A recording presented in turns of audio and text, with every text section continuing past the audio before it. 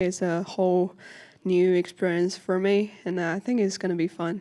What is the experience like? Do you see yourself on programs or posters, or is it more pressure as a defending champion? I feel like there's some pressure, but for me, I just like see as a normal tournament for me. You were back in Asia for the Asia swing of events, your first time taking part in the Spring Asia Series. What did you learn about your game taking part in those events? I feel like Asian swing is always fun, but I just don't know why. Like after every Asian swing, I get a little sick, like cold. But I think it's all about learning process. I can learn something from myself or from the course every day, and just keep getting better. Even 1% per day, I think it's good for me. Where do you feel like you're getting better? I think it's more about the course experience, because the Asian course is quite different than the course in the States or Europe, and the grass difference is quite hard. And I think I'm learning. I'm learning fast. I think next year will be better.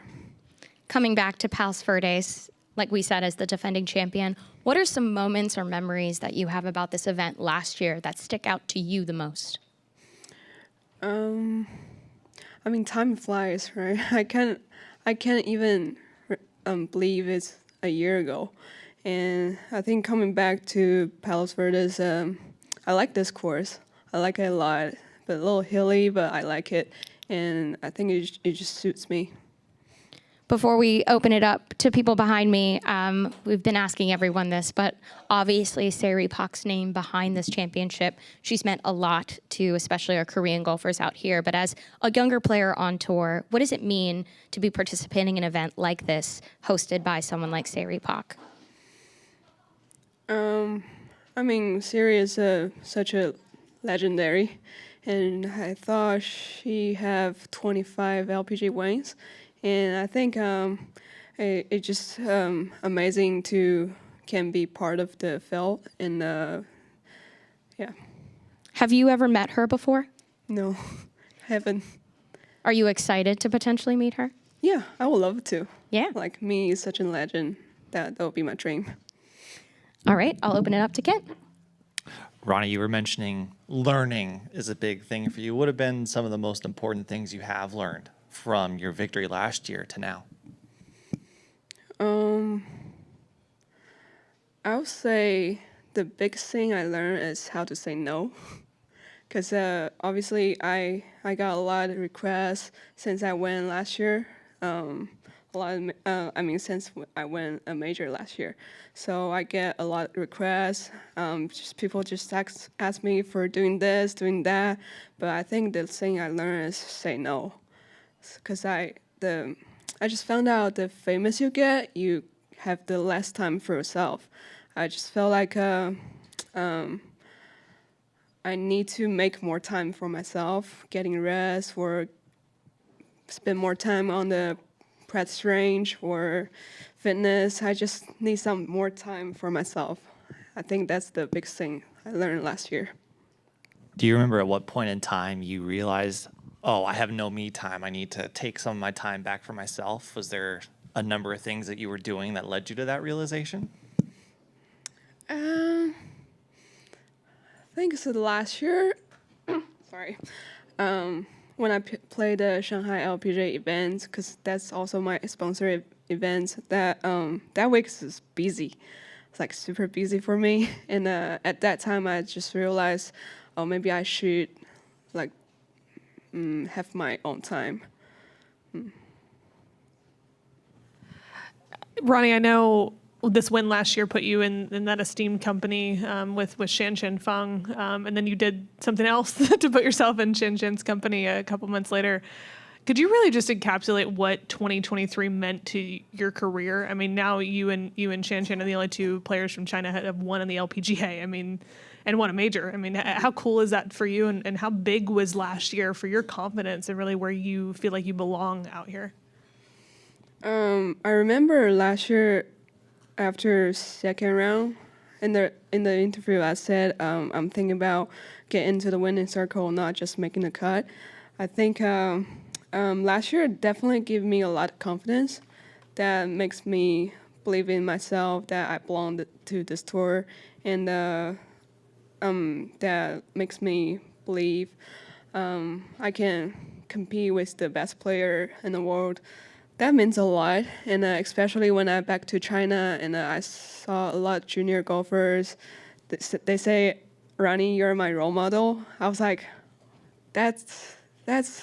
Even I think about that right now, that gives me goosebumps. I think that means a lot, not just for me, also China golf. And for you this year, I mean, I failed to mention, you got to world number 1 last year as well. What are some of your goals? I mean, you reached a lot of pinnacles really, really quick, but and obviously want to win more. But what are some of your goals for this year? Maybe personal goals or even goals on the golf course? I think the goal this year is actually pretty special because we have Olympic, and I definitely want to do something on the Olympic. But for me, I don't want to put pressure on myself. I just kind of focus on every tournament, kind of focus on every shot, just one shot at a moment.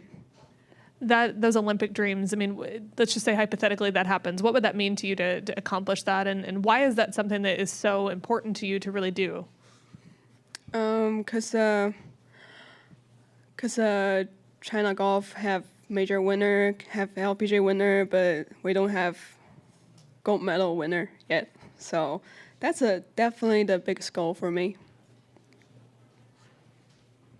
Any other questions over here?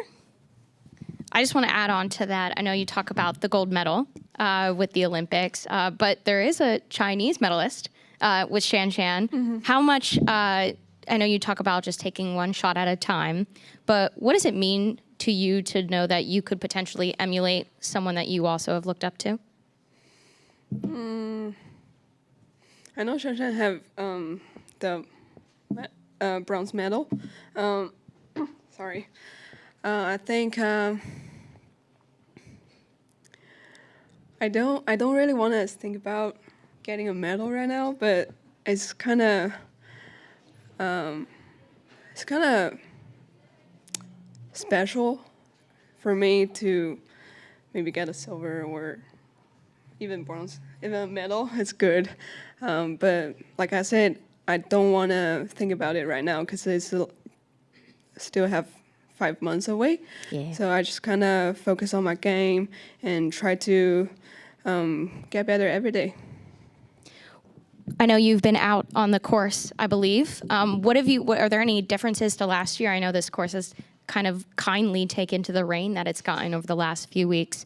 But for you, what are some things that you're noticing, maybe any changes from 2023? I don't feel like there's many changes, but I think the grain is definitely softer than last year because last year the grain was pretty firm and pretty windy, but I don't feel really windy today, but the grain is definitely softer. All right. Any other questions here? If not, thank you, Ronnie. Thank you.